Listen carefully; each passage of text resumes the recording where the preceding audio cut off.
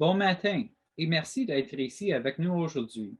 Je suis Tyler McCann, directeur général de l'Institut canadien des politiques agroalimentaires. Avant de commencer la discussion d'aujourd'hui, j'aimerais reconnaître que je vous joins de l'ouest du Québec, le territoire traditionnel non cédé de la nation algonquin-anishinaabe. La transformation alimentaire ajoute de la valeur importante au système agroalimentaire du Canada, mais elle a du mal à maximiser sa contribution économique, environnementale et sociale. Le plus grand nombre des transformateurs sont de petite taille et encourager et faciliter leur démarrage et leur mise à l'échelle est une occasion d'augmenter la valeur, la résilience et l'impact régional de l'agriculture et de l'alimentation. Les entrepreneurs sont essentiels à l'augmentation de cet impact, mais les femmes et les entrepreneurs divers font souvent face à des obstacles supplémentaires à leur démarrage et croissance. Aujourd'hui, l'Institut canadien des politiques agroalimentaires, l'ICPA, est heureux de travailler avec la Small Scale Food Processors Association dans le cadre de nouveaux programmes de partenariat afin de mettre en lumière cette dynamique et d'envisager des solutions politiques qui peuvent ajouter de la valeur et créer des opportunités pour les entrepreneurs au Canada. L'ICPA est heureux d'accueillir ce dialogue, mais comme toujours, les perspectives et les recommandations partagées aujourd'hui sont celles des conférenciers et ne reflètent pas nécessairement celles de l'ICPA. We planned to start today's discussion with Francis Drouin, Parliamentary Secretary. Notre plan était de commencer cette présentation avec, avec Francis Drouin, secrétaire parlementaire du ministère de l'Agriculture et de l'Agroalimentaire. Massonneau, comme beaucoup de Canadiens, il est coincé à l'aéroport. Pearson ne peut pas être avec nous aujourd'hui, mais nous voulons reconnaître son soutien ainsi que le soutien du gouvernement canadien pour le travail que nous sommes en train de faire. Ce matin, nous allons commencer avec Candice, qui est la directrice de la Small Scale Food Processors Association. Donc, la SSFPA est une association commerciale nationale de transformateurs, de cultivateurs, de fournisseurs de produits alimentaires et agricoles. La SSFPA soutient les transformateurs et les cultivateurs indépendants de produits alimentaires en fournissant un leadership, une éducation, un marketing, un réseautage et défense d'intérêts afin de défendre le succès dans un marché mondial concurrentiel. La parole est à vous, Candice.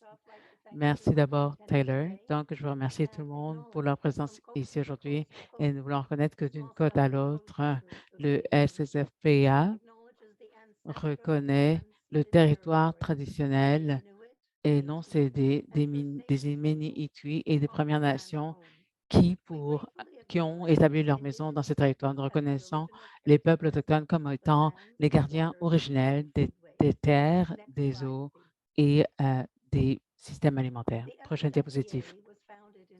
Donc, le SSAPA a été fondé en 2002 après qu'un groupe d'entrepreneurs alimentaires ait réalisé qu'ils avaient besoin de soutien pour créer plus de croissance dans le secteur alimentaire. Aujourd'hui, 20 ans plus tard, les membres qui sont à la fois des transformateurs et des soutiens, ça se soutiennent mutuellement en partageant des idées, des conseils et aussi leur connaissance de l'industrie.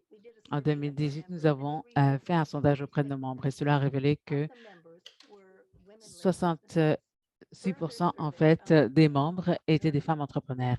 Et le sondage a montré que les femmes entrepreneurs n'avaient pas nécessairement accès en fait à des prêts bancaires et devaient chercher des solutions de prêts alternatives. Et la recherche a montré que les femmes entrepreneurs dans le secteur alimentaire sont confrontées à beaucoup de problèmes par rapport à l'accès au capital. Et en fait, les entreprises gérées par des femmes reçoivent seulement 3 en fait, du capital risque investi dans le secteur alimentaire. Oui, c'est correct.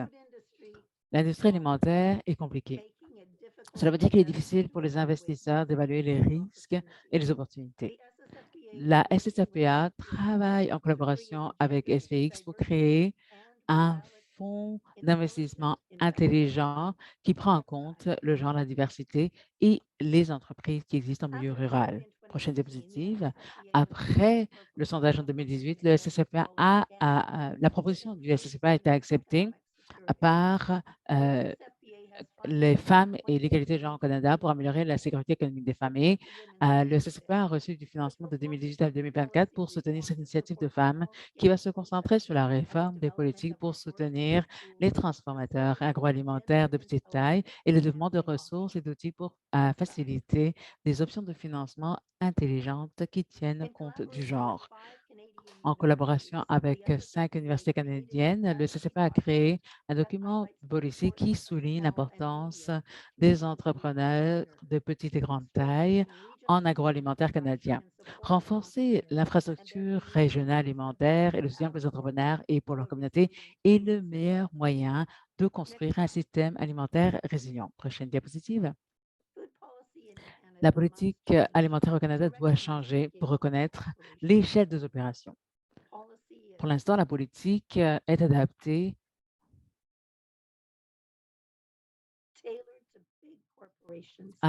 aux grandes entreprises et les qualifications et les terminologies ne peuvent pas souvent s'appliquer aux entreprises de petite taille. Il y a seulement une définition très étroite de l'innovation qui est reconnue et valorisée. L'innovation doit être aussi reconnue au niveau micro, en dehors des grandes innovations technologiques. Prochaine diapositive, s'il vous plaît. Nous, ce que nous demandons pour le prochain cadre politique à venir, c'est de reconnaître l'importance des startups et des entreprises et et aussi de mettre à l'échelle des entreprises alimentaires. Et cette stratégie devrait jouer un rôle clé pour le développement d'un système alimentaire intelligent qui tienne en compte du climat et qui soit plus résilient. Reconnaître que la plupart de ces entreprises sont gérées par des femmes, offrir un soutien coordonné et consistant à l'échelle nationale pour le développement de ces entreprises et de créer un programme d'investissement qui facilite le développement d'infrastructures de traitement alimentaire régional. Prochaine diapositive, s'il vous plaît. En résumé, merci de regarder notre courriel, le site Internet du SSFPA ainsi que notre document de description de la politique. Merci beaucoup et bienvenue. Merci beaucoup, Candice. Nous allons donc maintenant passer la parole à la docteure Irina Mashavik qui a présenté en fait la recherche qu'elle a faite dans le cadre de l'initiative pour les femmes de la CCPA qui porte sur la façon de surmonter les obstacles commerciaux auxquels sont confrontées les femmes qui veulent créer une petite entreprise dans le secteur de la transformation des aliments. La docteure Knezovic est une professeure agrégée en communication culturelle et santé à l'Université Carleton à Ottawa. Elle étudie les systèmes alimentaires depuis près de 20 ans, travaillant sur de grands projets collaboratifs et communautaires sur la sécurité alimentaire communautaire, les aliments locaux, les systèmes alimentaires durables, l'alimentation de les soins de santé et l'économie sociale de l'alimentation. La docteure Knezovic est directrice de l'initiative de recherche Food et Media Hub et titulaire de la chaire 2022-2025 de l'Université Carlock en innovation pédagogique. La parole est à vous, Irina. Merci beaucoup. Et donc, est-ce que vous pourriez afficher mes diapositives à l'écran? D'abord, je veux remercier tout le monde de m'avoir invité aujourd'hui. Donc, merci beaucoup à la fois au CPA et au SSFPA d'avoir organisé cet événement. Nous pourrons passer à la prochaine diapositive parce que je veux aussi reconnaître. Prochaine diapositive. Donc, je veux aussi reconnaître que ce travail, en fait, s'appuie sur le travail d'une équipe de chercheurs de plusieurs universités au Canada. Et nous avons en fait mené plus de 80 entretiens avec des parties prenantes afin de mieux comprendre ce secteur. Et nous avons aussi examiné la littérature pertinente et les documents d'intérêt politique. Les questions de recherche et la méthodologie ont été développées en collaboration avec la SSFPA afin d'aider leurs efforts à construire un secteur plus fort donc un secteur beaucoup plus fort, en fait, de traitement alimentaire de petite taille. La recherche est interdisciplinaire. Nous abordons le secteur sous l'angle des économies communautaires.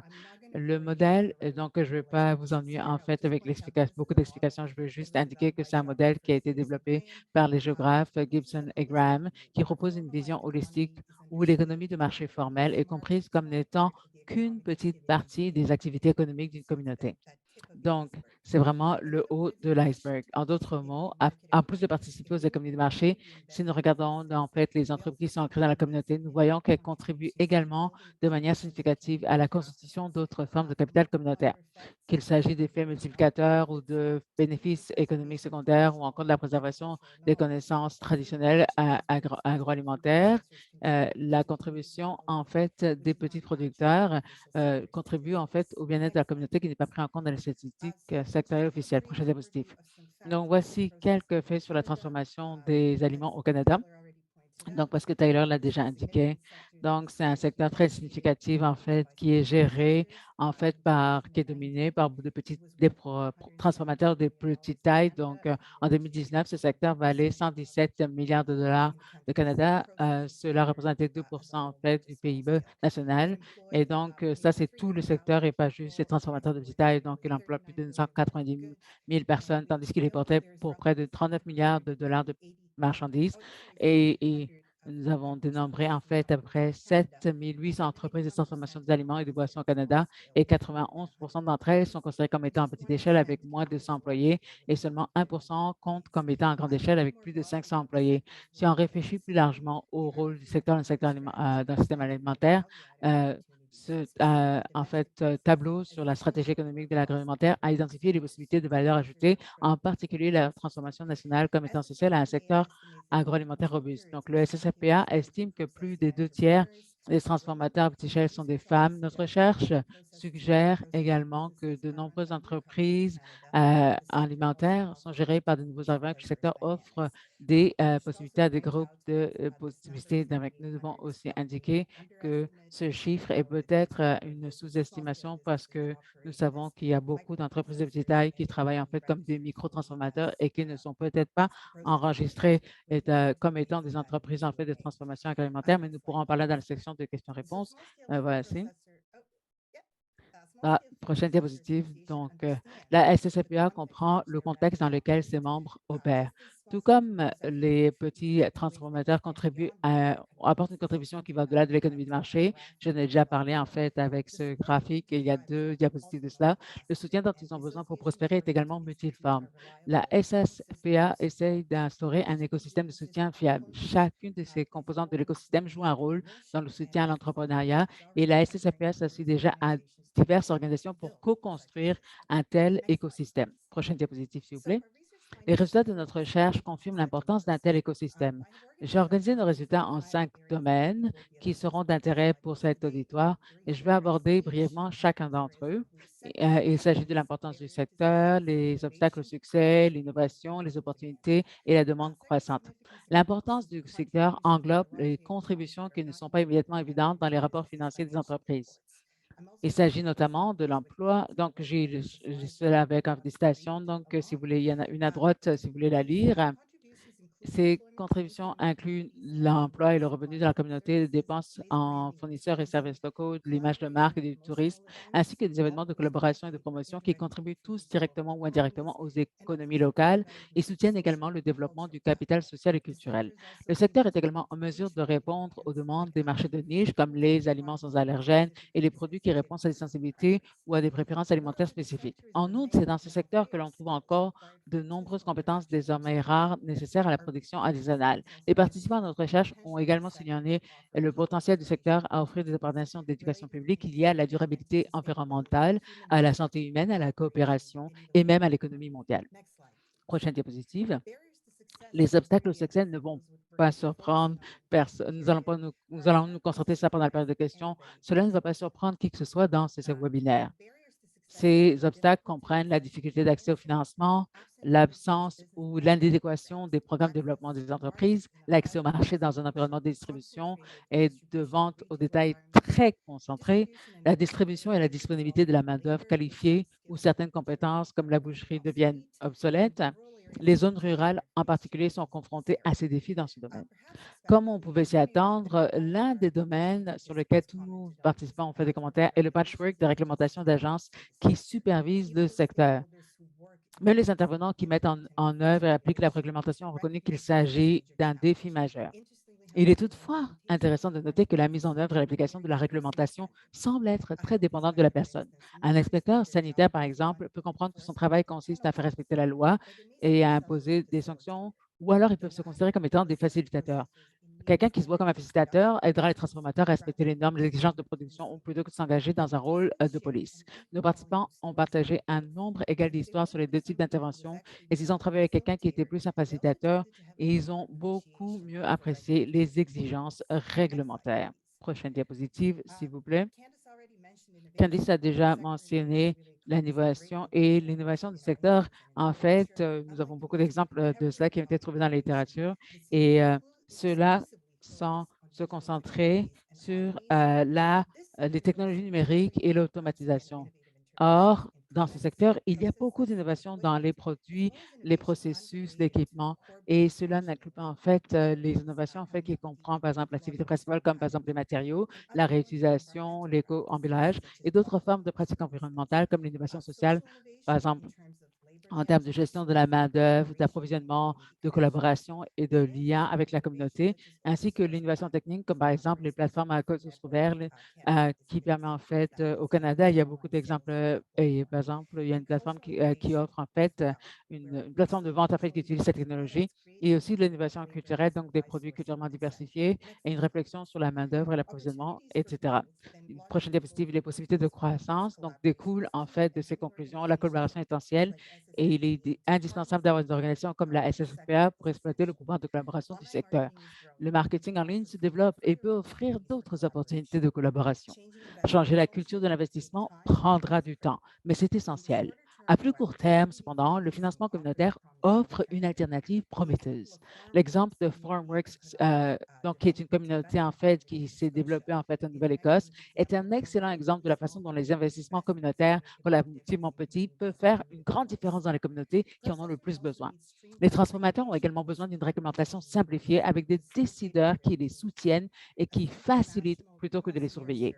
Un service de conciergerie centrale et nationale pourrait résoudre les difficultés que rencontrent les transformateurs pour naviguer le terrain de la réglementation. Finalement, les programmes d'incubateurs et d'accélérateurs qui favorisent le démarrage et facilitent la mise à l'échelle des entreprises, en plus de leur donner les meilleures pratiques, doivent être étendus si nous voulons soutenir un système alimentaire national robuste. Prochaine diapositive. La demande croissante de produits locaux, bien que cela puisse sembler n'être qu'une opportunité parmi d'autres, je pense que c'est important et c'est pour ça que je voulais attirer l'attention là-dessus. Ma propre recherche ainsi que celle de nos collègues de Dalhousie indique que les personnes qui vivent au Canada ont un appétit croissant pour les aliments locaux. Sandra Marc de SSFPA m'a fait part d'un article la semaine dernière dont le titre était le suivant. Bien que la grande majorité des gens croient qu'il faut acheter des produits locaux, relativement peu d'entre eux pensent que les aliments canadiens sont plus abordables ou plus nutritifs que leurs concurrents importés. Fin de la citation. De nombreux mangeurs semblent comprendre que les entreprises alimentaires locales font plus que vendre des produits, ou comme le dit Frank, et donc ils font quand ils prennent des décisions d'achat, en fait, c'est basé plus que sur les produits. Et comme l'a dit Frank, le partenaire de Sandra, les produits de niche d'aujourd'hui sont la sécurité alimentaire demain. Et nous voyons en fait une prise de conscience croissante, en fait, que les systèmes régionaux vraiment jouent un rôle important dans la sécurité alimentaire. Prochaine diapositive. Donc, nos observations ne sont pas radicales ou ne sont une source de controverse. Et donc, il y a un article qui a été publié l'année dernière qui s'appelait « De la place pour la croissance » qui a mentionné différents points à ce sujet. Et vous pouvez voir à partir de ces exemples et à certaines des recommandations qui ont été faites que leur pensée, en fait, n'est pas très éloignée, en fait, de la nôtre. Prochaine diapositive. Donc, à la lumière de tout cela, j'aimerais mentionner que c'est notre prochaine diapositive, mais je vais passer du temps là-dessus. J'aimerais consacrer les quelques minutes de la conversation pour vous faire quelques recommandations qui ont été élaborées par le SSFPA et Candice en a mentionné sur la base de consultations approfondies et de notre recherche qualitative. Ces recommandations reflètent les résultats de notre recherche et sont en même temps profondément ancrées dans les expériences quotidiennes des membres du SSFPA et d'autres petits transformateurs ou comme on s'est dit en sciences. Donc, c'est vraiment la grande vérité des utilisateurs de réseau SSFPA. Donc, je vais vous présenter les grandes lignes, mais nous pourrons entrer dans les détails au cours de la période de discussion. Donc, soutien de développement, donc c'est soutenir un développement coordonné et vigoureux de produits alimentaires tenant compte de la diversité et de l'égalité des sexes, développer des chaînes de valeur alimentaires régionales, créer un réseau pan-canadien d'organisations impliquées dans l'entrepreneuriat en matière de produits alimentaires, fournir un soutien pour récupérer et redévelopper les connaissances traditionnelles autochtones, assurer le soutien de l'industrie et revoir les règlements pour tenir compte des approches sensibles à l'échelle. Donc, soutien de l'impact sur le genre et la diversité. Donc, le CCPA va créer une série de programmes pour favoriser l'entrepreneuriat alimentaire, l'innovation et la croissance des entreprises dirigées par les femmes, ainsi que les entreprises dirigées par des Noirs, des Autochtones et personnes de couleur, dont beaucoup sont également dirigées par des femmes. Il faut donc aussi reconnaître et quantifier l'importance économique, sociale et environnementale de l'entrepreneuriat des femmes et d'autres personnes qui cherchent l'équité. Euh, L'innovation, c'est investir, soutenir et encourager une grande variété de produits et de processus innovants, de flux de déchets, de produits répondant à des problèmes de santé spécifiques et de solutions numériques. Impact sur le climat. Donc, c'est un appel à l'éducation et à la promotion du développement de la chaîne de valeur régionale et de la chaîne d'approvisionnement courte en fournissant des fonds pour la recherche et des capitaux pour les investissements. Finalement, la mobilisation des capitaux ici, donc, dont nous allons parler en fait après ma présentation, donc en plus en détail. Nous nous concentrons ici sur les produits de financement et la gestion de risque, l'effet de levée de capital, les agents de financement spécifiques au secteur et d'autres avenues nouvelles ou existantes. Certains programmes existants peuvent être élargis comme l'ouverture du programme de paiement anticipé aux transformateurs d'aliments qui utilisent principalement des ingrédients agricoles canadiens. D'autres solutions devront être développées, comme des investissements de développement d'emballages durables et des programmes spécifiquement conçus pour faciliter le développement et la croissance d'entreprises alimentaires intelligentes du point de vue du genre et de la diversité. Nous pourrons revenir plus tard sur ce volet des recommandations, mais je pense que Alison et Laura auront beaucoup à dire à ce sujet. Donc, il y a d'autres trois points qui font partie des recommandations du SSPA. Donc, c'est par rapport au commerce, c'est s'attaquer aux obstacles, au problème du commerce interprovincial et international, y compris l'harmonisation des normes et des règlements provinciaux et fédéraux, l'élaboration de règlements adaptés à l'échelle et l'amélioration, notamment la taille des entrepreneurs. Et aussi, le SSPA recommande en fait d'établir et de surveiller un code de conduite en matière d'alimentation afin de réduire les obstacles dans le milieu de la vente au détail. Il faut aussi également soutenir les approches collaboratives pour développement du marché en ligne. Finalement, en termes de formation, le CCPA recommande de créer de nouveaux programmes d'apprentissage spécialisés et améliorer les programmes existants. Nous vraiment adressons cela en fait aux décideurs politiques pour développer un programme qui pourrait encourager et soutenir ces nouvelles initiatives et offrir du soutien aux initiatives existantes. Donc, nous allons passer à la dernière diapositive. Donc, je vais mettre mon courriel à l'écran. Donc, comme ça, si quelqu'un veut faire un suivi, me poser des questions après aujourd'hui, donc cela me fera plaisir de recevoir vos courriels. Merci beaucoup. Donc, merci beaucoup, Irena, pour cette présentation. Donc, c'est vraiment un excellent travail de contextualisation et merci pour les recommandations dans lesquelles nous allons en fait nous plonger plus tard. Donc, si vous avez des questions que vous voulez poser en fait aux panélistes, n'hésitez pas à utiliser en fait la fonction question-réponse en bas de votre écran Zoom. Donc, ensuite, nous allons passer la parole à Laura Howard qui se joint à nous depuis le Québec. Laura a plus de 15 ans d'expérience dans les domaines de l'économie communautaire et circulaire, de l'innovation sociale et de l'entrepreneuriat social en développement avec le développement de systèmes alimentaires locaux. Elle est cofondatrice et directrice des partenariats et du développement commercial de Récolte, une organisation à but non lucratif qui cherche à catalyser l'innovation sociale dans le système alimentaire par le biais de projets d'entreprises axés sur l'impact. Elle a également cofondé l'organisation Taking Root, qui est une pionnière dans l'exploitation de l'industrie de la composition du carbone forestier. Donc, et aussi à la fondée Foodtech. Aux questions en français et clarifier et partager aussi des slides par la suite en français. Alors, n'hésitez pas. So who is Récolte? Just to give you a quick context. Donc, juste pour vous contextualiser en fait, donc pour que vous compreniez en fait ce qu'est Foodtech, c'est une organisation qui est basée au Québec, qui se concentre en fait sur la vitalité en fait et la viabilité en fait des projets innovatifs alimentaires au Québec. Nous voulons en fait que ces projets en fait puissent non seulement se développer, mais aussi vivre une expansion qui la permet de nous concentrer en fait sur l'économie sociale et la revitalisation de ces systèmes alimentaires locaux en termes d'équité environnementale et de toutes les valeurs qui ont été expliquées ci-dessus. Prochaine diapositive. Donc, juste pour vous donner peut-être une idée de comment nous voyons notre raison d'être.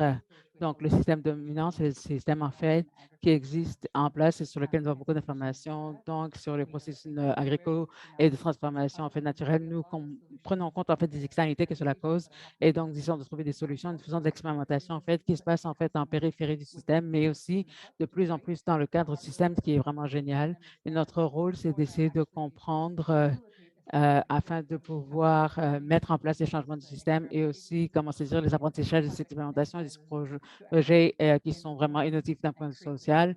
Et donc, pour pouvoir informer et en fait façonner en fait les changements au sein du système et aussi ce qui est inclus dans cela, c'est aussi le besoin d'avoir accès au capital selon ce qui est important en fait pour ces associations innovatrices. Et donc, nous allons nous concentrer et parler d'accès au capital aujourd'hui. Donc, prochaine diapositive, s'il vous plaît. Donc, dans le cadre de cela, nous avons un projet, en fait, nous avons un projet qui s'appelle Nourrir l'innovation. Et dans ce programme, et nous allons nous concentrer en fait sur des sources d'investissement en fait alternatives. Et donc, c'est dans le cadre d'un champ d'investissement pour demain. Et donc, c'est venu en fait du besoin dont nous avons entendu parler en fait, où il y avait pas assez de capital en fait pour le modèle, où il y avait en fait des obstacles à l'accès au financement. Donc, si on peut aller à la prochaine diapositive, s'il vous plaît. Donc, nous étions en fait entre deux choses que voyons en fait à gauche, en fait, les taux d'intérêt trop élevés, les cas de remboursement étaient trop courts et non flexibles. Et donc, cela crée en fait des difficultés en fait pour la réussite et ça augmentait en fait, a augmenté la difficulté pour avoir accès au capital pour des besoins en fait pointus. Et donc, de l'autre côté, ce que nous voyons en fait, et nous faisons encore partie en fait de ce groupe de travail en fait, et donc, ça s'appelle FlaxPlus et donc, qui est né en fait aux États-Unis maintenant, qui existe à l'international par rapport à l'avenue de l'alimentaire en fait, qui va être durable et local et qui va être menée par des petits transformateurs. Et donc, avec ça, nous voulons reconnaître en fait que les formes actuelles de capital en fait ne sont pas la solution appropriée en fait pour que ces innovations se mettent en place pour avoir l'impact que nous cherchons à avoir. Donc, nous avons faisons partie de cela. Donc, prochaine diapositive. Donc, ce que nous avons fait, c'est que donc, nous avons fait une caractérisation en fait pour voir en fait quel était en fait du financement ici au Québec. Et nous sommes concentrés en fait sur les mécanismes de financement alternatifs et il y en a plusieurs. Et donc, cela est disponible en fait sur notre site Internet en français, malheureusement seulement pour l'instant. Et dans beaucoup de choses que nous avons pu observer, c'est que donc, il y a une quantité raisonnable de capital qui soit disponible et donc, il y a beaucoup de capital en fait qui est accessible par l'économie sociale au Québec et donc qui peut être accessible en fait par rapport à des prêts en fait. Et nous sommes un peu en avance au Québec par rapport à cela, mais donc, mais nous avons quand même mais il y a comme des obstacles, en fait, qui sont spécifiques au domaine. Donc, il y a plusieurs obstacles, en fait, que les personnes qui travaillent, en fait, dans l'espace alimentaire étaient confrontées. Donc, nous avons créé un champ d'investissement pour demain. Et donc, nous avons un comité de travail pour, en fait, pour rassembler plusieurs acteurs, en fait, du financement, que ce soit dans le financement social ou alors l'investissement d'impact ou en fait les relations gouvernementales ou en fait les associations philanthropiques pour réfléchir et essayer d'identifier s'il y avait en fait un besoin de financer en fait ces nouveaux modèles innovants. Et nous avons un programme en fait qui nous permet de faire ça. Donc, à travers l'apprentissage que nous faisons dans ces programmes, donc quels sont les besoins en fait en financement en fait auxquels ne répondent pas en fait les modèles de financement actuels et en fait l'hybridation peut-être de ces différents systèmes pourrait de trouver une solution et permettre d'aller d'avant. Donc, la question, c'était vraiment d'aider en fait comment la caractérisation de ces projets. Et donc, je vais en parler un peu plus en détail. Et nous avons découvert en fait que nous avons essayé de valider, de peaufiner et d'apporter une valeur ajoutée au modèle d'accompagnement. Et Irina en a parlé auparavant. Donc, nécessairement, nous n'avons pas en fait les infos nécessaires pour évaluer ces projets en fait qui recherchent du financement en fait et de les aider en fait. Et donc, il n'y a pas de données en fait qui permettent en fait à ces entreprises en fait de comprendre comment réussir. Et donc, ce serait important de comprendre, d'arrimer les efforts des différents acteurs parce que cela va jouer un rôle en fait dans l'avenir de l'alimentaire. Et donc, c'est important de comprendre ces différents acteurs et aussi c'est de soutenir le transfert des connaissances. Donc, avec la connaissance que nous sommes en train de capturer, en fait, comment nous renvoyons cette information en fait dans le réseau, en fait, que les secteurs en fait, les acteurs du secteur financier puissent en fait changer les solutions existantes et ou peut-être les améliorer. Donc, nous pouvons passer à la prochaine diapositive, s'il vous plaît.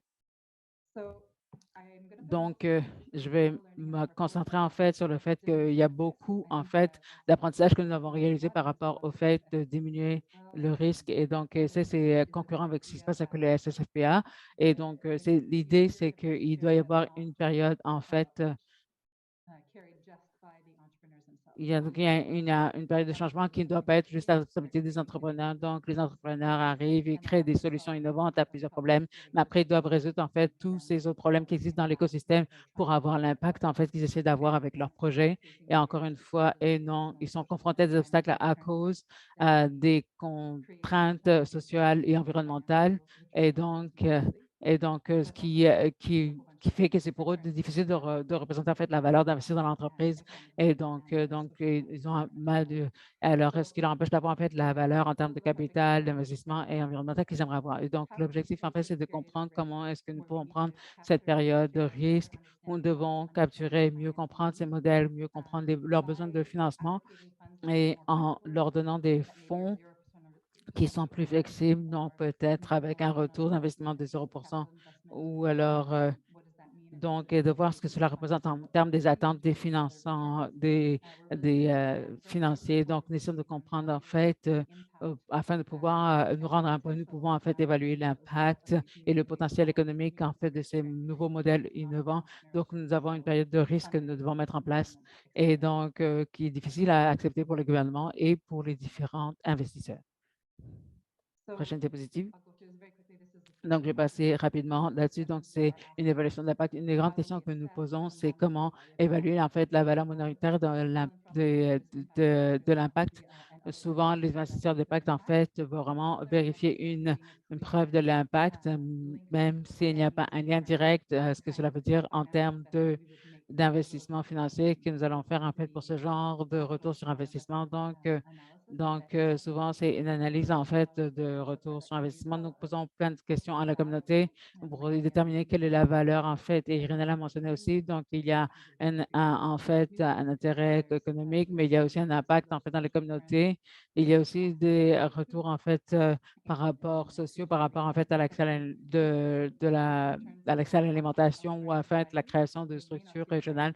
Donc, peut-être quand dans le projet d'affaires, il n'y a peut-être pas en fait un retour sur investissement financier, mais peut-être que vous allez voir que c'est dans le plan d'affaires, ce qu'ils indiquent en fait, c'est l'impact en fait sur la société. Donc, il faudrait en fait comprendre en fait comment investir en fait dans ces entreprises permet en fait de réduire finalement à long terme les coûts d'investissement pour tout le monde. Donc prochaine diapositive et donc, euh, donc, euh, donc, ce que nous regardons, c'est que nous posons beaucoup de questions par rapport au fait de passer à l'échelle. Donc, quels sont quand nous voyons en fait des modèles en fait qui sont durables et qui sont viables à petite échelle, est-ce que cela peut être répliqué? À quoi cela ressemble en fait dans le contexte canadien? En fait, les projets, en fait, comment ça s'applique en termes d'offres et de demandes aussi.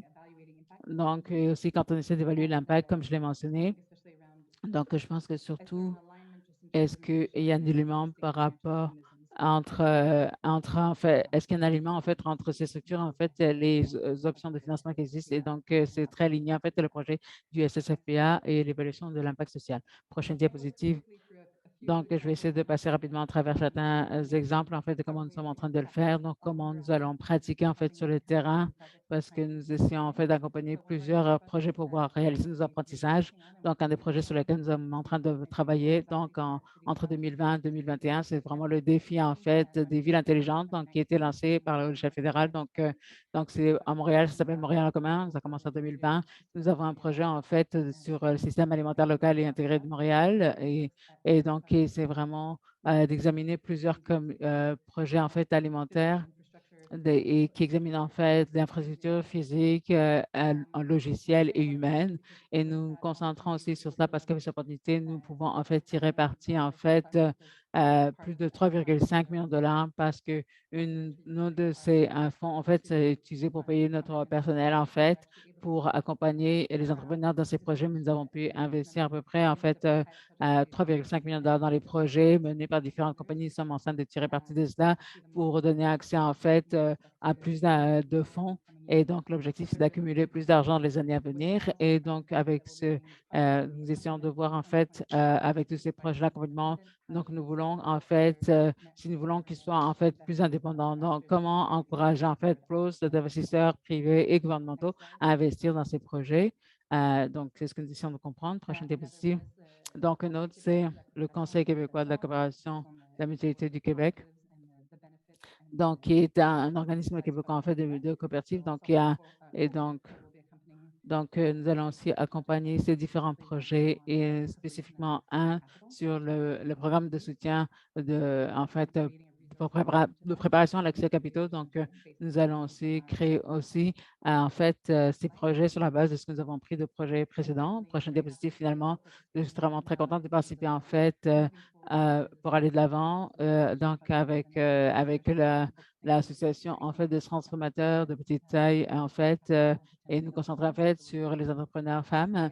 Et donc, nous allons vous contacter avec le projet SVX pour leur donner un meilleur accès à un financement. Nous essayons de capturer tout cet apprentissage, de partager cela et de partager aussi cette connaissance avec des indicateurs d'impact, avec les genres de projets en identifiant les besoins pour ces projets. Donc, comment créer en fait un écosystème de financement autour de ces projets qui va leur permettre en fait à survivre et en fait à réussir après la fin des projets.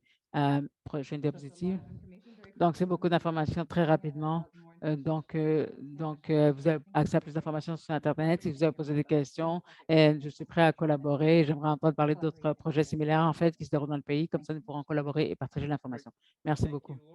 Merci beaucoup, Laura. Donc, la dernière personne à participer à cette conversation aujourd'hui, Alison Sundstrom est la PDG. Donc, Alison aussi est une partenaire générale, en fait, donc, Alison est PDG de CNSRVX Inc., une entreprise canadienne qui recherche et applique les technologies émergentes en agriculture. Alison est directrice générale de Food et AgTech, Fund de 51 et partenaire risque AG et Tech chez Booths un fonds de capitalisme de San Francisco, Calgary. Elle est associée, fondatrice et membre du volet agricole de Creative Destruction Lab, Rockies de Supply Chain, Montréal 2021. Elle a été reconnue comme l'un des leaders les plus influents du Canada dans le domaine de l'agriculture. En tant que PDG et cofondatrice de Grow Save Simpsons Ltd., elle a fait passer l'entreprise de recherche et développement d'un garage de l'Alberta d'opération mondiale recevant une reconnaissance internationale pour son innovation scientifique. Donc, Alison, nous avons entendu parler en fait de l'innovation qui a été mentionnée à la présentation de Irina et Laura a parlé de l'avenir de l'alimentation où vous avez été impliqué en fait dans le développement en fait de mise à jour de la commercialisation de l'entreprise de technologie du service agricole. Donc, vous avez commencé dans un garage et vous avez fait connaître vos technologies dans le monde entier. Donc, je suis curieux. Donc,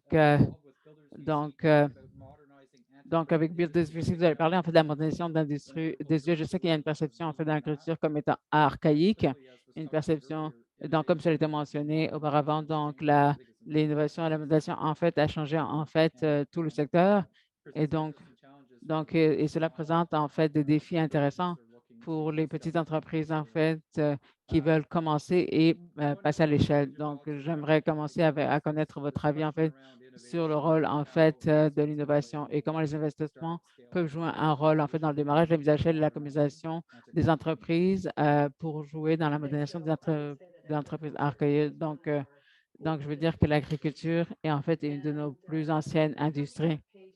Et donc, comment en fait arriver à le suivre de l'innovation? Nous avons besoin d'avoir une culture d'innovation dans nos entreprises. La numérisation, en fait, nous donne une opportunité incroyable. J'ai vraiment aimé beaucoup, comme nous avons parlé, en fait, de l'inclusivité.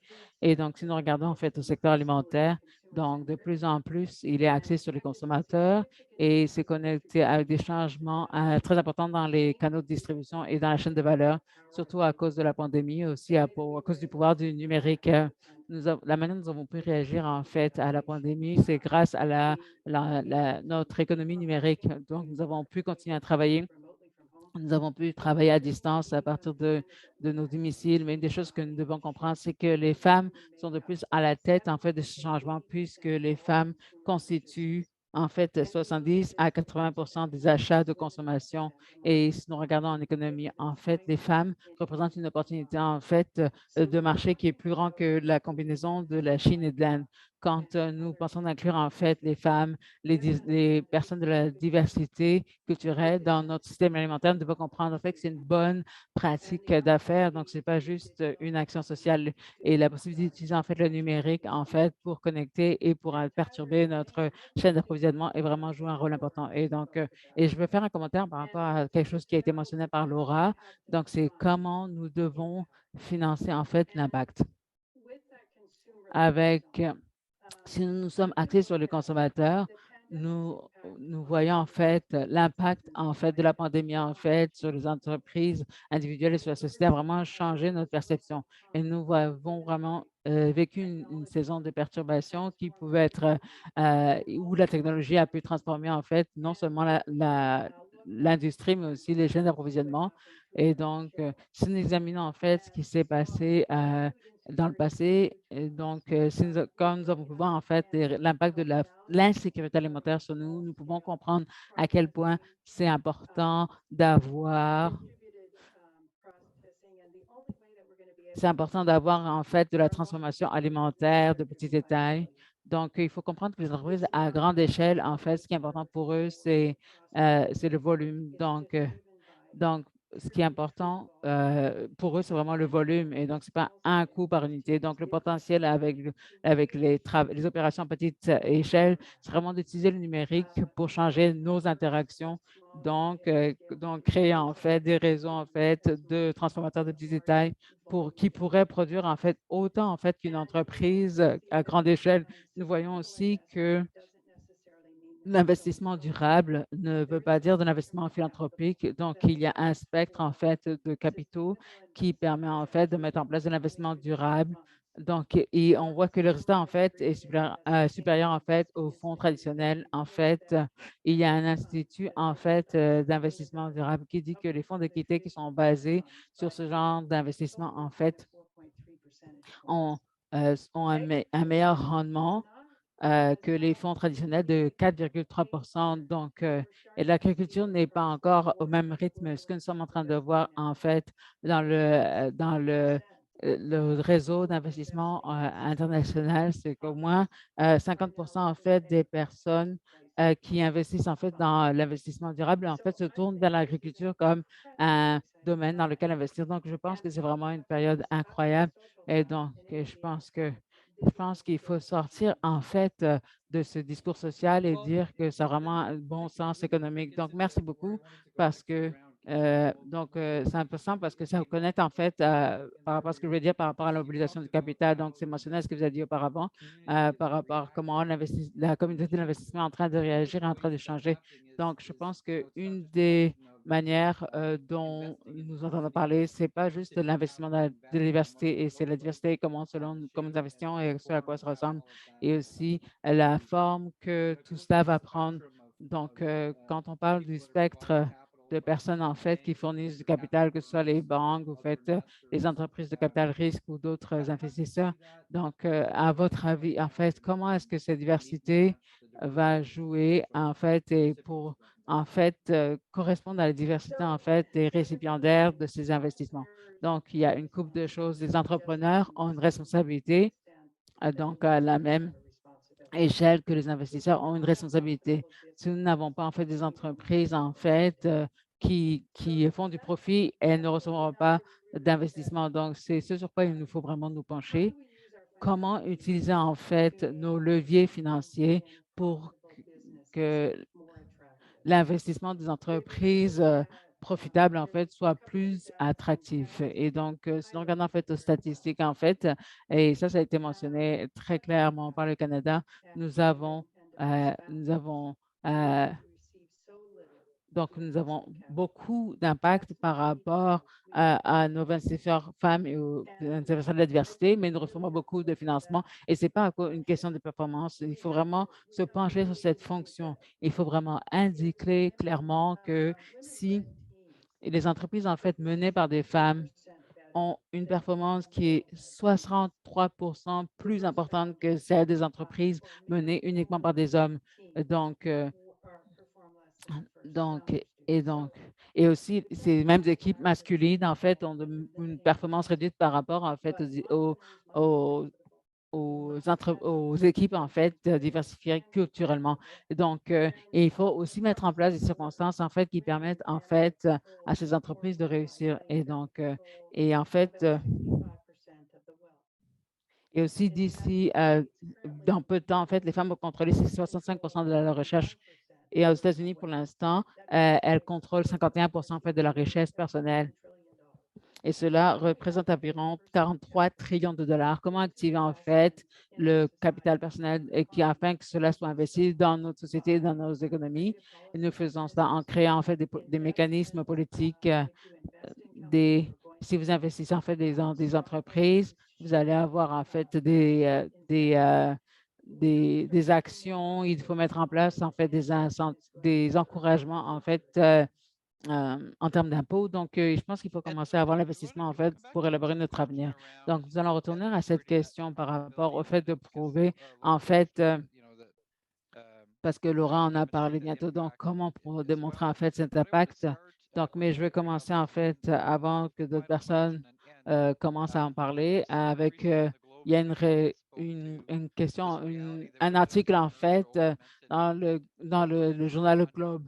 Globe and Mail, en fait, dit que souvent, en fait, les entreprises dirigées par des femmes, en fait, sont surmentorées, n'ont pas vraiment accès, en fait, au financement. Mais donc, il semble y avoir une lacune en termes de financement. Donc, et donc, cela indiquait, en fait, qu'il y avait plusieurs chiffres, en fait, qui étaient dans le monde et seulement 2,2 des capital risques, en fait, étaient investis dans des entreprises gérées par des femmes.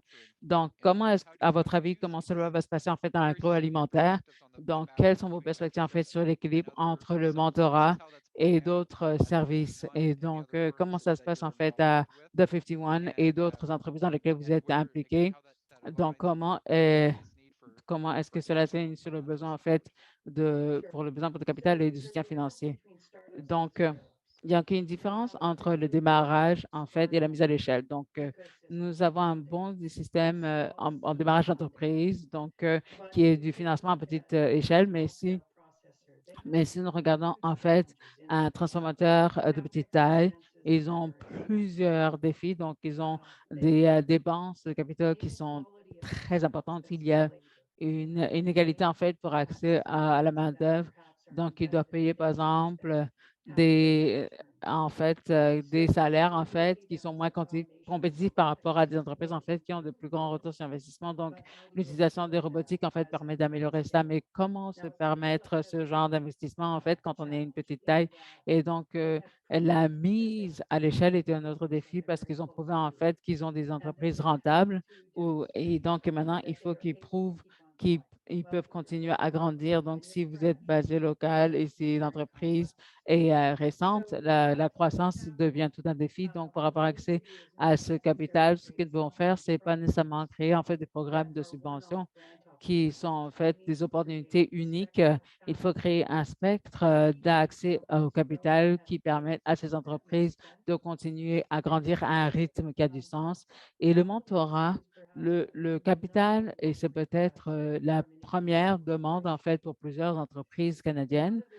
Un des défis auxquels nous sommes confrontés, c'est que nous devons avoir et en fait, c'est les entreprises qui sont plus grandes, en fait, doivent en fait adopter en fait cette vision plus large du spectre et devraient financer en fait ce spectre, mais finalement, on doit comprendre que la transformation à petite et à petite taille, en fait, ne va pas vraiment être très attirant, en fait, pour au capital risque parce qu'il faut vraiment passer à l'échelle de manière importante pour avoir accès en fait à cet investissement capital. Donc, comment travailler avec des banques et autres, c'est qu'une fois que nous prouvons la rentabilité, nous pouvons ensuite passer à l'échelle.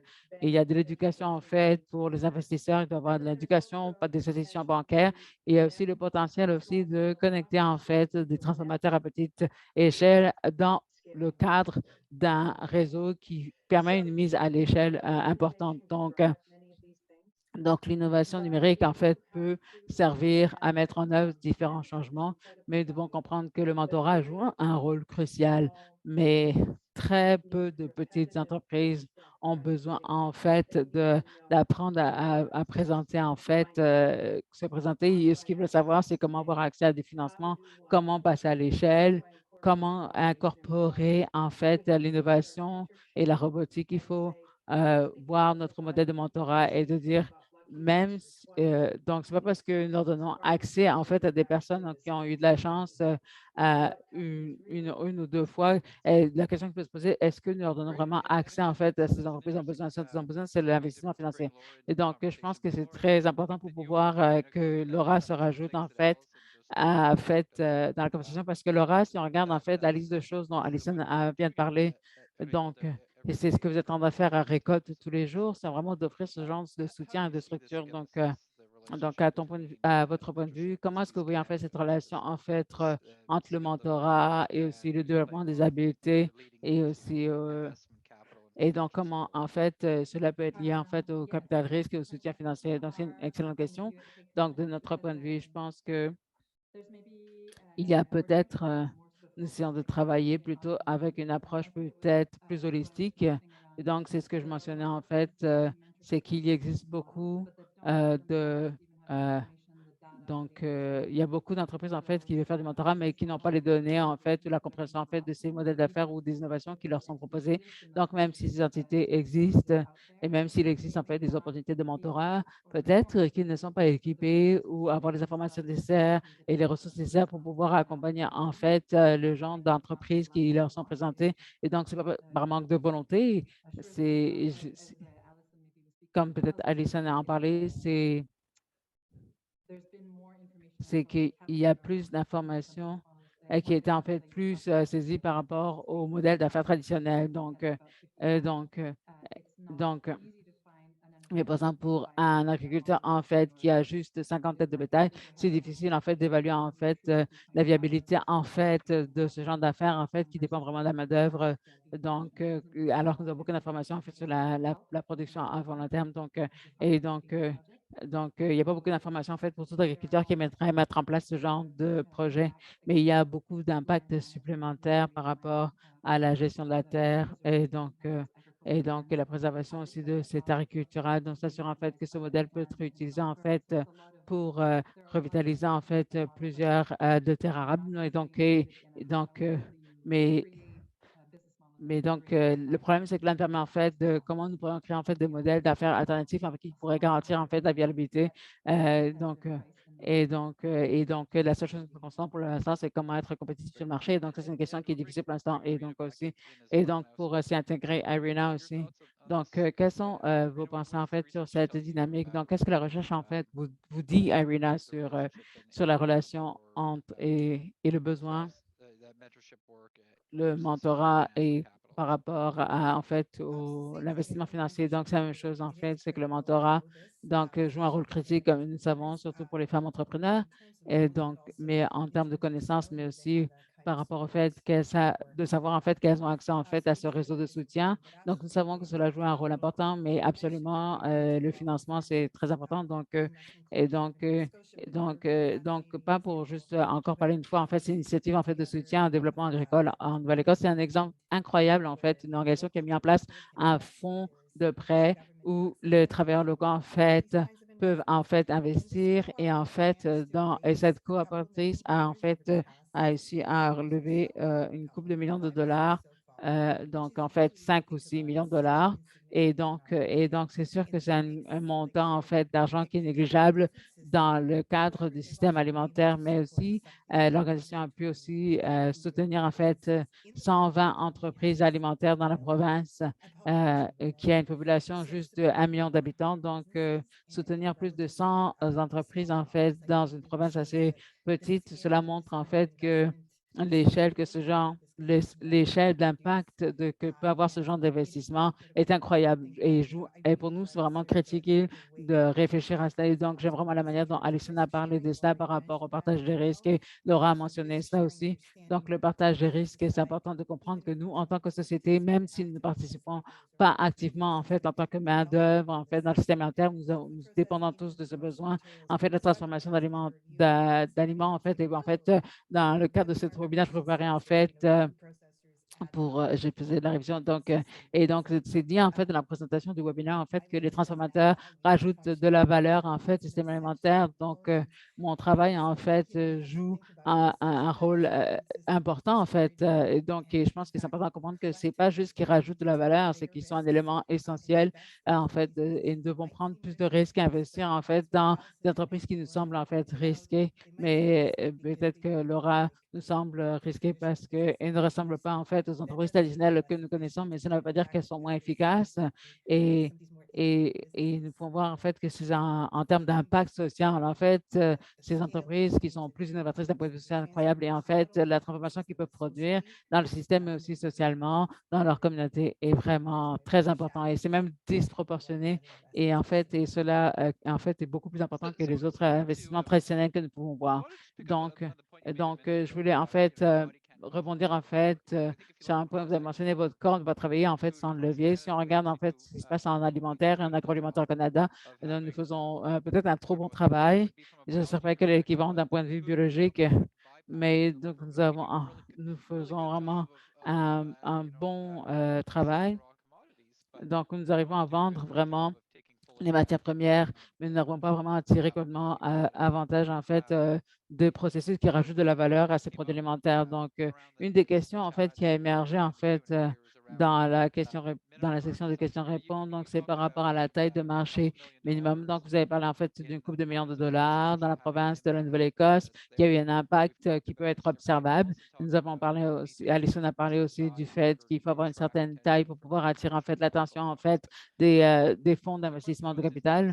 Mais la question, c'est est-ce qu'il y a-t-il une taille minimum sur le marché de la consommation ou pour un critère, en fait, de la chaîne d'approvisionnement en termes de production pour pouvoir créer une situation qui soit gagnant-gagnant pour tout le monde. Donc, j'aimerais que tout le monde réponde à cette question. Donc, Alison, nous allons vous passer la parole en premier pour répondre à cette question. Donc, quel est le produit que vous construisez? Donc, quelle est sa valeur? Quel est le retour sur investissement? Donc, c'est vraiment cela. En fait, il faut une analyse en fait par chaque. Si vous faites une croissance de safran, en fait, oui, ça va être très profitable. Donc, je pense je pense qu'il faut arrêter dans le processus de réflexion de penser aux entreprises traditionnelles. Si nous pouvons euh, Donc, nous pouvons en fait développer des entreprises qui, quelle que soit leur taille, en fait, doivent être rentables. Quelle que soit la taille de l'entreprise, elles doivent vraiment être rentables parce que les investisseurs, en fait, veulent pouvoir, en fait, avoir un retour sur investissement. Donc, quelle que soit la taille de l'investissement. Donc, nous devons, en fait, aider, en fait, nos entreprises à être rentables. Et donc, et la valeur sociale, il faut, en fait, transformer, en fait, cela comme une source en fait, d'intérêt pour l'investisseur, donc que ce soit en fait en créant un marché du charbon ou du carbone, quelle que soit la manière, il faut vraiment être beaucoup plus d'investissement et donc par rapport et en fait par rapport au rendement des entreprises. Donc, et donc, si nous créons en fait un système en fait d'investissement qui soit durable, nous aurons un système alimentaire qui soit en fait en bonne santé. C'est sur quoi nous devons nous concentrer en termes de réflexion. Donc, Laura, la parole est à vous. Donc, et il y a une taille minimum en fait pour participer en fait à cet écosystème en santé. Donc, j'ai pas, par exemple, j'ai pas vraiment de réponse à cette question parce que comme Alison l'a dit, donc cela change vraiment de plusieurs choses, mais je pense qu'une des choses que nous voyons en fait dans le renforcement des systèmes en fait des systèmes alimentaires locaux, c'est que nous voyons en fait qu'une mutualisation où les gens mettent en commun plusieurs ressources. Donc, nous voyons en fait, par exemple, donc ces fermes individuelles, par exemple, en termes de niveau individuel, ont du mal en fait à se mettre à l'échelle et donc nous sommes en train de nous concentrer sur les marchés institutionnels, donc qui sont en fait la cible en fait des producteurs traditionnels, mais pour lesquels les fermes à petite taille ont plus de difficultés à se joindre. Et donc, et nous essayons aussi de mettre en place des objectifs sociaux. Nous essayons en fait de voir le secteur communauté et en fait au programme de sécurité alimentaire. Et donc, nous voyons en fait, nous sommes en train de nous éloigner en fait Donc, nous sommes en train d'échanger en fait tous les aliments en fait super transformés, très salés. Donc, nous sommes en train de mettre en place en fait des achats en fait pour les consommateurs de nourriture qui soit bonne pour la santé. Donc, il y a une organisation en fait. Donc, nous avons en fait essayé, par exemple, d'identifier des entreprises en fait qui offraient cela en fait, et nous allons permis de se regrouper et en fait, et donc nous avons vu en fait leur demander en fait de créer une alliance et donc ils se sont organisés eux-mêmes et je pense que comme j'ai mentionné, il y a encore besoin de se rendre, comme Alison a dit, il faut se rendre à une certaine échelle. Mais peut-être en créant des regroupements en fait d'agriculteurs en fait qui vont répondre à plusieurs besoins sociaux. Donc, cela permet aussi de créer des marchés en fait. Donc, il leur donne plus de visibilité et de transparence sur des marchés et donc, ils pourraient être aussi mieux structurés pour les aider en fait à atteindre cette échelle en fait collectivement, les personnes individuellement. Donc, comme nous avons parlé un peu plus tôt cette semaine, vous avez parlé en fait de la différence entre la mise à l'échelle et, et la duplication.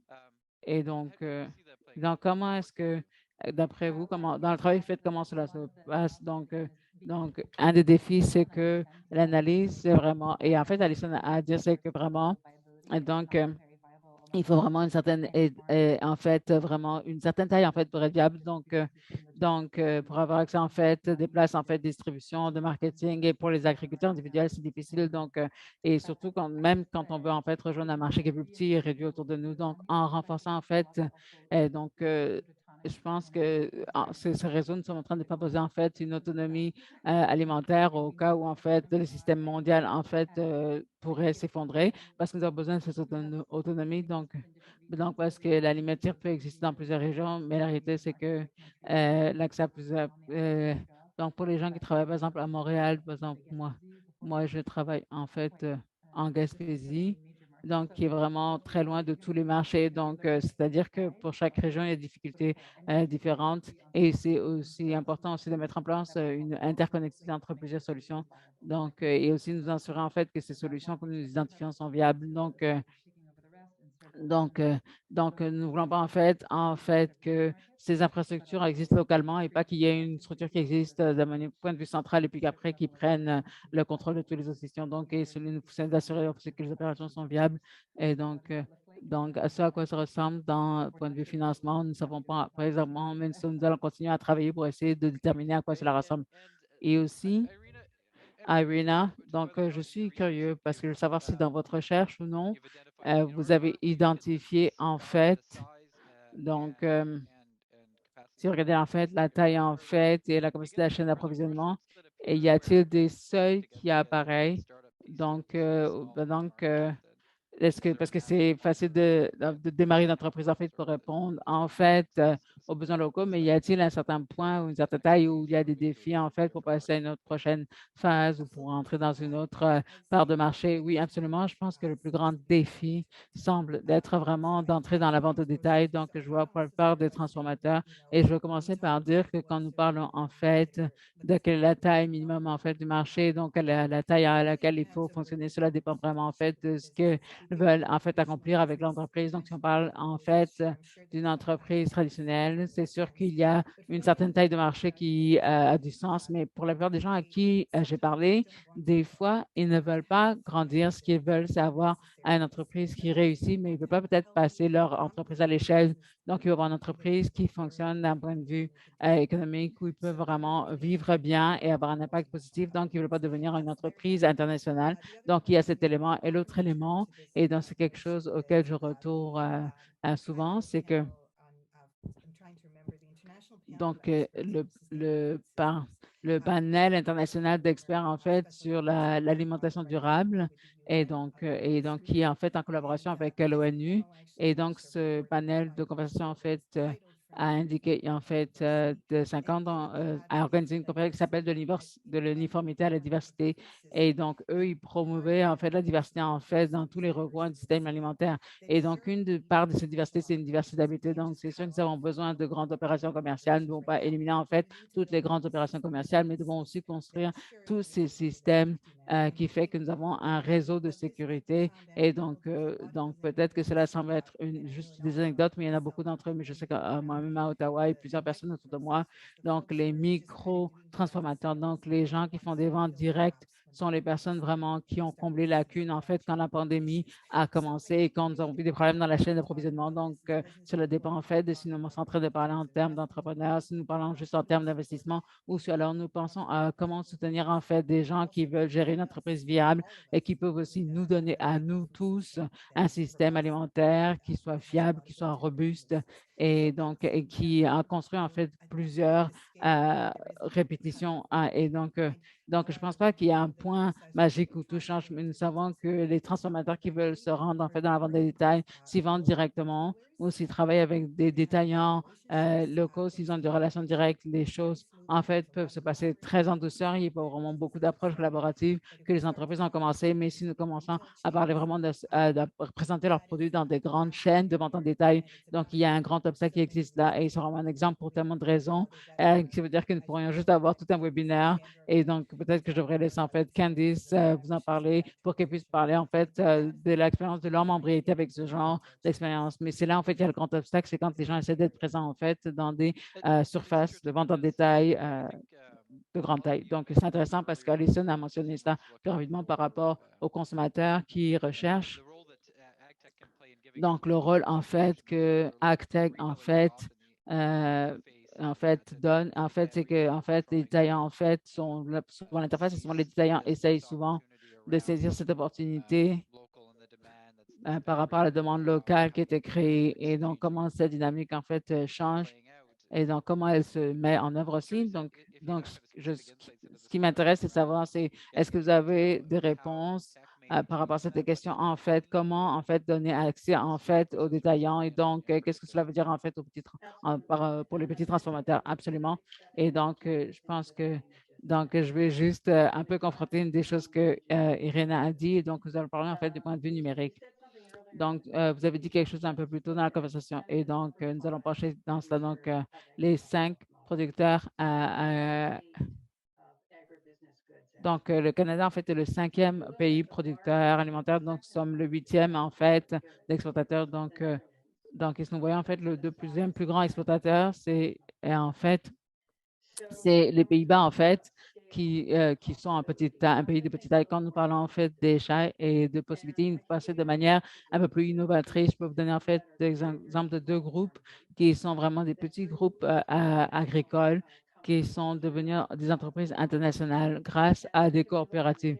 Donc, je pense, en fait, dans le monde, en fait, des produits laitiers. Donc, c'est vraiment on peut voir ce qui se passe avec Fonterra, qui est devenue une entreprise et c'est en fait des coopératives de fermes laitières locales qui produisent en fait à une échelle réduite par rapport au Canada, mais en créant en fait des réseaux de collaboration, en utilisant en fait des outils numériques, en établissant en fait des normes pour leurs membres.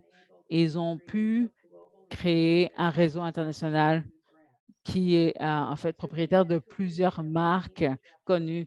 Donc, rentrer en fait dans les grandes surfaces de détail, ça veut dire qu'il faut avoir des certaines normes de qualité et il faut être capable en fait de répondre à leurs besoins. Et c'est là où c'est un défi en fait pour les producteurs de petite taille. Mais si les associations des transformateurs de petite taille prennent une attitude beaucoup plus progressive, établit des normes, établit des accords et des contrats, les petits transformateurs pourraient en fait atteindre n'importe quelle taille qu'ils pourraient avoir. Donc, et donc, après, je vais retourner aussi à un autre point qui était mentionné par rapport à la taille. Donc, la transformation, la production alimentaire est en fait est une activité en fait qui précède depuis longtemps par rapport à l'investissement. Donc, il y a vraiment toujours une limitation en termes de terres arables et donc, la créativité par le numérique et l'automatisation aussi est une autre manière d'améliorer en fait leur rentabilité. Donc, c'est vraiment une réflexion systémique. Donc, ce n'est pas juste dans les exploitations agricoles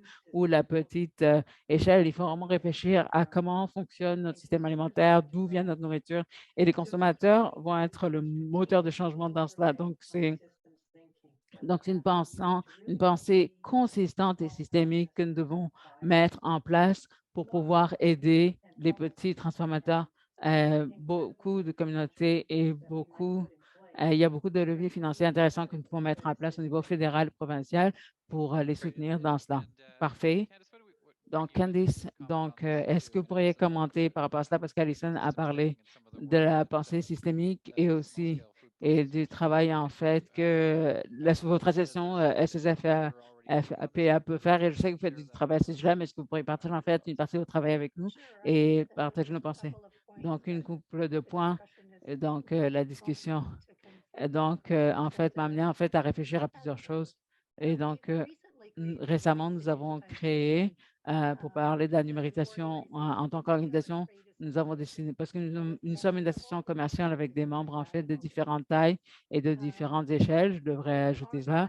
Et notre plateforme, la plateforme que nous avons créée pour la commercialisation directe des produits et avec des plateformes de commerce électronique a deux aspects. Donc, le premier est dirigé vers le consommateur. Donc, cela aide vraiment nos micro-opérateurs et les entreprises en démarrage. Et peut-être qu'ils n'ont pas besoin, en fait, d'avoir leur propre site Internet. Ils peuvent utiliser ce site Internet, en fait, pour rendre le produit public. Mais il y a deux autres niveaux à ça. Le prochain niveau, donc, c'est le niveau, en fait, de la vente en gros. Donc, il y a des gens qui veulent entrer, en fait, dans ce marché de la vente en gros. Et donc, ça, c'est un autre élément auquel nous donnons accès, en fait, et auquel nous allons donner accès dans un avenir très proche et au troisième niveau.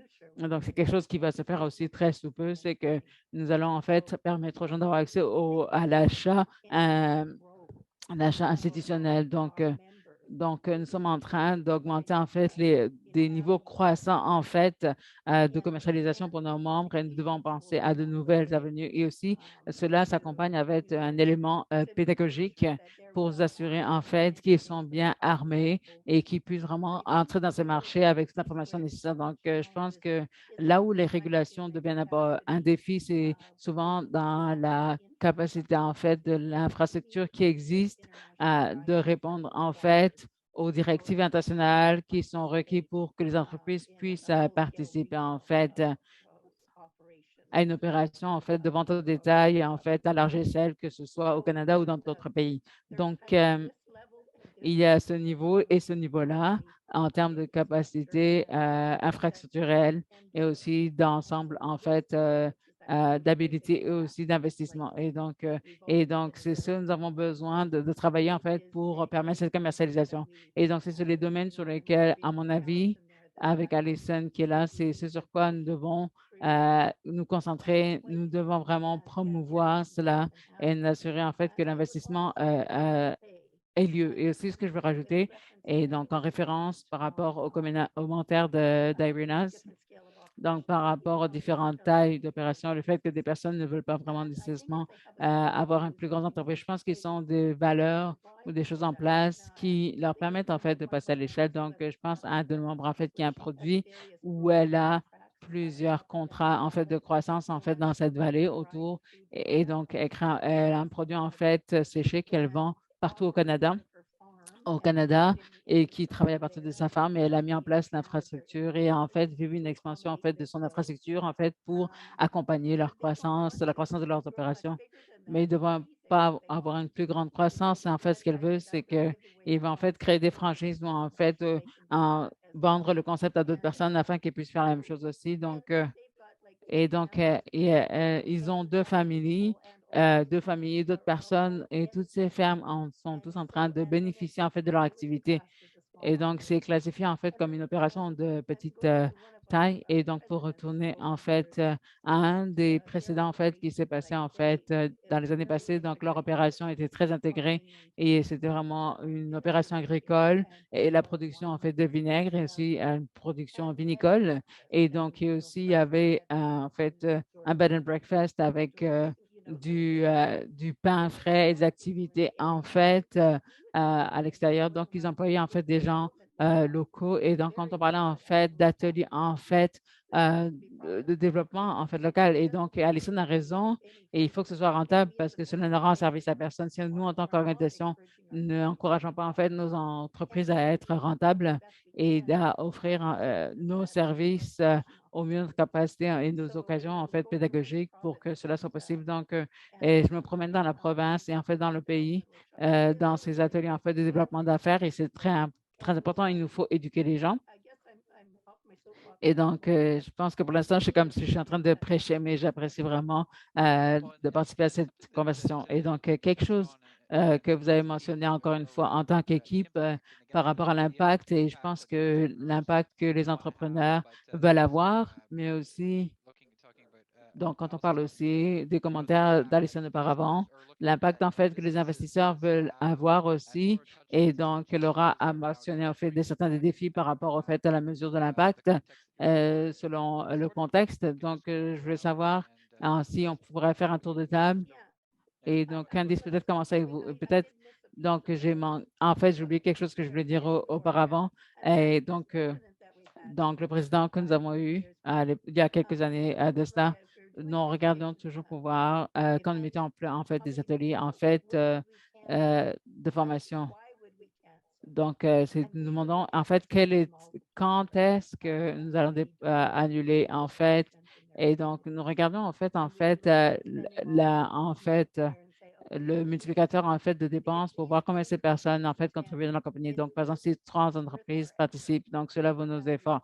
Donc, pour cette région, pour de leur donner en fait ces services. Donc, je pense que les multiplicateurs de dépenses jouent un rôle important et c'est un indicateur important. Donc, je pense que l'agriculture primaire, en fait, est un des plus grands multiplicateurs de dépenses. Donc, nous avons un grand impact avec avec des investissements en dollars réduits. Donc, et s'il y a en fait un rendement pour ces petites entreprises, qui sont contentes avec leur positionnement, cela va. Mais si elles ne le sont pas et qu'elles veulent grandir, nous voulons les aider à faire ça aussi. Et donc, c'est ce que nous avons essayé de faire. Donc, Alison, qu'est-ce que vous pensez par rapport à l'impact à nouveau?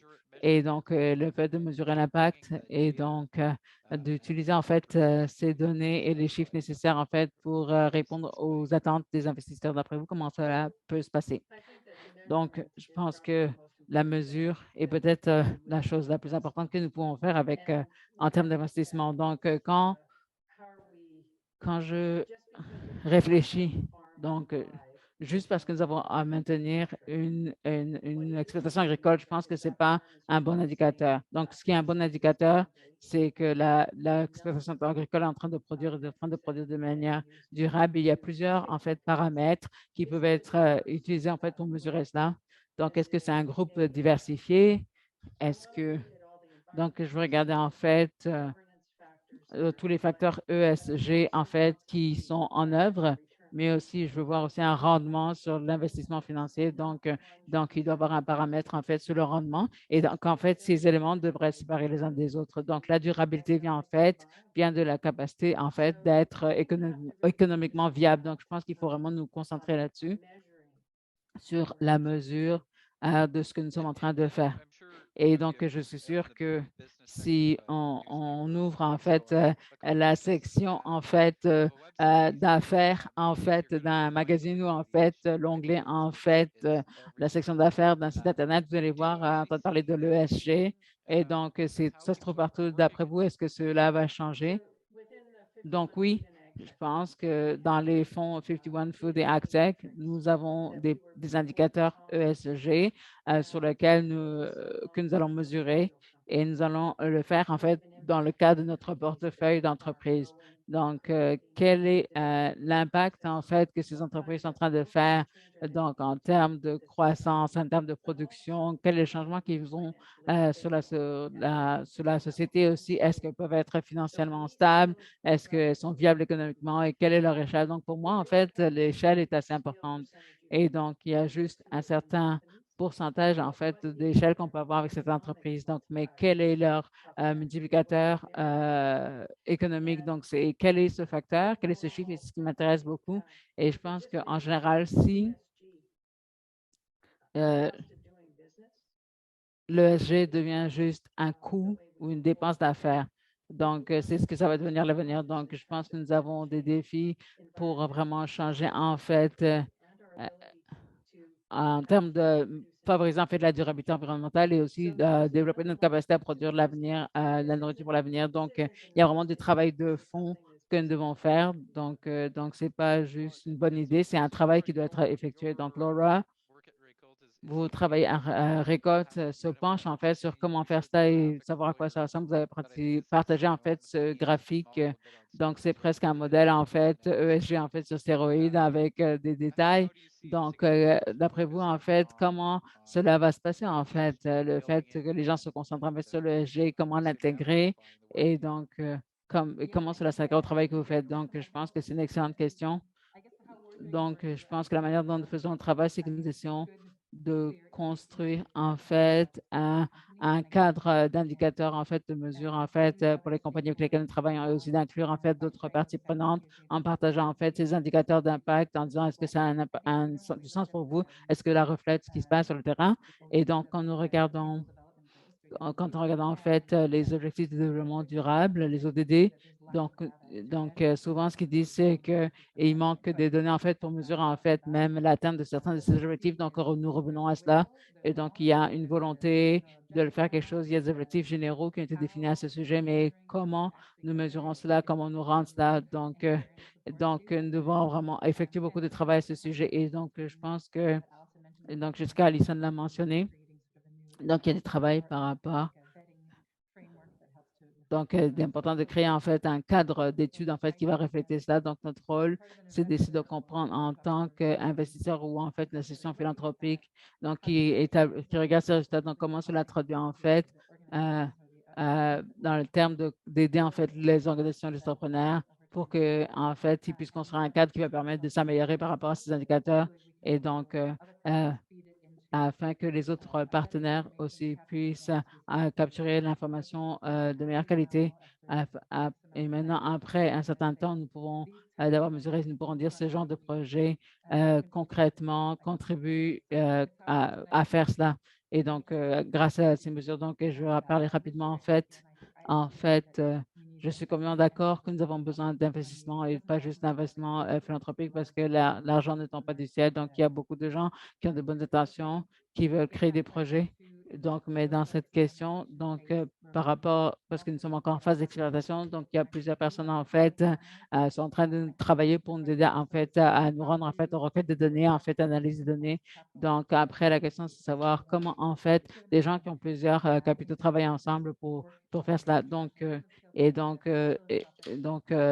ce que nous voulons savoir, c'est comment les investisseurs philanthropiques en fait peuvent investir en fait afin que les investisseurs puissent investir dans des projets à haut risque parce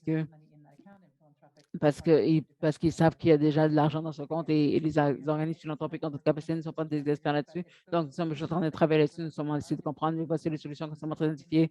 Et donc, il y a des paiements de services en fait et donc comment investir de manière alternative en fait dans cette phase d'expérimentation.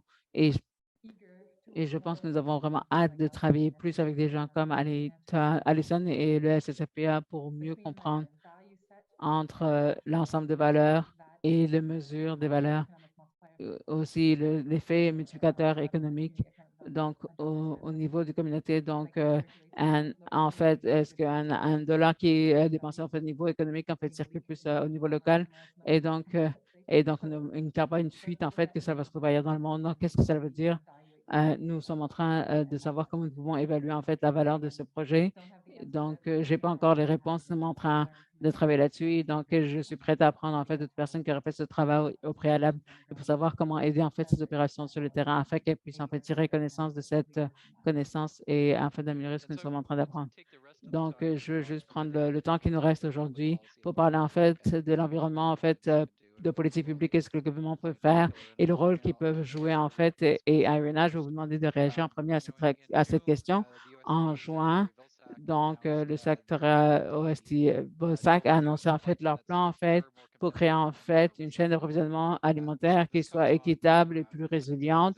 Et donc, cela représente des centaines de millions de dollars qui sont investis pour soutenir en fait des producteurs en fait de viande de petite taille. Donc, ils ont annoncé en fait donc 600 millions de dollars en fait 400 millions de dollars en fait pour les producteurs alimentaires régionaux, donc et aussi pour favoriser en fait l'utilisation en fait des réseaux alimentaires régionaux et aussi des programmes d'alimentation des enfants. Donc au Canada, d'après vous, en fait, comment le gouvernement au Canada en fait se compare par rapport à ce qui se passe aux États-Unis, Irina, et quelles sont vos attentes aussi par rapport au prochain cadre de réflexion politique sur lequel le gouvernement en fait, devrait nous donner plus de détails en juillet. Donc, je vais commencer en disant que, donc, je ne veux pas en fait mettre de côté ce qui se passe aux États-Unis, mais je pense que ce n'est pas ce sur quoi nous devons nous concentrer. Si nous pensons à une politique alimentaire qui va fonctionner pour le Canada, je sais que nous parlons des concurrents et de différents produits qui vont être mis en place, mais nous n'avons pas nécessairement l'USDA en fait a fonctionné en fait dans les réseaux alimentaires locaux en fait dans les 20 dernières années et donc ça a pris en fait 10 ans pour nous rendre cela et nous avons fait un travail en fait qui doit être amélioré au Canada. Donc je ne pense pas que nous nous concentrons vraiment là-dessus et je pense que je ne sais pas si nous devrions faire ça et je pense que le nouveau cadre politique qui va développer dans ce pays en fait devra refléter de manière plus robuste les valeurs et les principes et donc qui sont en fait dans le rapport en fait de la consultation par rapport à l'agroalimentaire Canada et donc je pense que c'est indiqué en fait des valeurs et des politiques et donc je pense que c'est le genre de programme que nous devons commencer à mettre en place et aussi je pense que nous devons réfléchir, c'est sûr que nous devons réfléchir en fait à la position en fait, du Canada en fait dans l'économie mondiale. Nous vivons en fait dans un monde de libre-échange et il y a une récession qui nous attend, mais il nous faut réfléchir à ça, mais je pense que certaines des valeurs en fait qui émergent dans la recherche et donc pas juste pour les petits transformateurs, mais par rapport au système alimentaire en général, se concentrent sur d'autres choses que juste l'économie et le commerce. Et donc, parce que donc au niveau fédéral, c'est sûr que donc l'agence fédérale et les ministres régionaux qui mettent en place beaucoup de politiques environnementales à l'agriculture et l'alimentation. Donc, ça, c'est sûr que je gérerai différemment, mais je pense que les investissements devraient être reflétés dans ces politiques et pas juste des déclarations de valeurs. Je pense que les programmes et les soutiens doivent être mis en place, mais aussi, nous devons aussi reconnaître pour obtenir en fait la discussion préalable sur l'ESG et l'impact et cette idée, en fait, de l'investissement d'impact, je pense qu'un des éléments les plus prometteurs par rapport à ce développement, c'est que nous commençons juste à parler des choses différemment. Donc, surtout par rapport au système alimentaire, mais aussi dans les entreprises en général. Donc, ce que nous sommes en train de voir, c'est que nous voyons une émergence, en fait, d'une terminologie différente. Donc, peut-être avant, nous parlons, en fait, des épargnes, en fait, en termes de main-d'œuvre. Donc, maintenant, nous parlons maintenant de rémunération équitable. Et donc, et, et donc, et donc, en fait, souvent, ce qui se passe, en fait, donc, donc, ce que nous voyons souvent, en fait, en termes d'efficacité, d'économie de coûts et d'efficacité, donc souvent, cela veut dire, en fait, l'exploitation à la main-d'œuvre. Donc, c'est important pour nous d'entendre ces valeurs, de prendre un pas en arrière, de dire, nous pouvons pas définir notre politique alimentaire juste par rapport à notre préoccupation par rapport au commerce états-unien. Et je pense que c'est dangereux de penser comme ça. Et j'apprécie cela. Et donc, peut-être que je n'ai pas assez de temps, en fait, pour parler, en fait, de cet élément politique, mais je vais poser une question rapide, en fait, dernière à nos trois panélistes. Si les gouvernements pouvaient faire une chose, en fait, pour faciliter le démarrage de l'expansion, en fait, des petits transformateurs, qu'est-ce que ce serait? Je demandais à Laura, Alison et à Irina. Et si vous pourriez répondre rapidement, ce serait vraiment très apprécié. C'est une excellente question et c'est une grande question. Je pense que ma question, ce serait vraiment la capacité, donc le travail qui doit être fait par les entrepreneurs, donc les organisations, donc ça veut dire des ressources d'investissement, aussi la capacité en fait, de se comprendre eux-mêmes, de comprendre l'impact de leur travail et aussi de ce qu'ils essaient d'accomplir et donc les ressources qui sont nécessaires pour faire cela. Et donc, je pense que dans un contexte d'innovation, je pense que s'il y a une question de qui devrait être investi pour cela et financer en fait le travail collaborateur, le travail externe en fait, pour que l'organisation puisse autonome, je pense que c'est peut-être là, c'est un domaine dans lequel le gouvernement pourrait jouer un rôle plus significatif. Merci, Alison. Je pense que nous devons commencer à mettre nos politiques en œuvre. Je pense qu'il y a assez de stratégies, assez de groupes de réflexion Je pense que pour une fois, il faut commencer à agir de manière agile par rapport au fait de mettre en œuvre en fait des politiques. Je pense qu'au Canada, nous passons beaucoup trop de temps à développer des politiques et pas assez sur l'action sur le terrain et par rapport aux politiques. Nous devons vraiment, et donc je vais insister sur le fait que nous devons être plus agiles d'un point de vue économique. Parfait, merci. Donc, Irina, dernière réponse.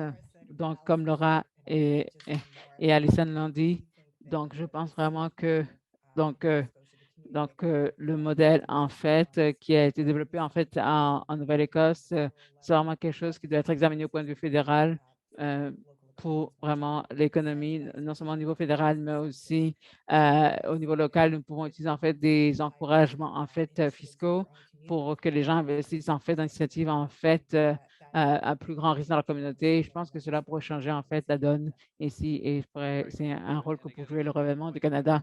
Donc, je pense encore ce besoin, en fait, de passer à l'action et donc de l'action pour mettre du changement. Donc, arrêtons d'en parler et commençons à le faire. Je pense que c'est vraiment très adéquat. Donc, merci, Irina, Alison, Laura. J'ai vraiment apprécié vraiment cette conversation. Donc, tout cela est enregistré. En fait, l'enregistrement sera disponible en fait sur notre chaîne YouTube et le lien sera envoyé. Donc, merci à Candice et à la Small Scale Food Processor Association de s'être associé à nous pour ce webinaire. Donc, Candice a mentionné que le travail qu'ils font, donc, merci de vous rendre sur le site Internet. Si vous voyez en fait les outils et le portail qu'ils ont développé pour desservir leurs membres et aussi pour savoir en fait comment vous pouvez collaborer plus avec l'association en fait des petits transformateurs. Donc, merci tout le monde d'être rejoint à nous aujourd'hui. Nous avons vraiment hâte de vous revoir bientôt au prochain webinaire de l'ICPA. Merci, je vous souhaite une excellente journée.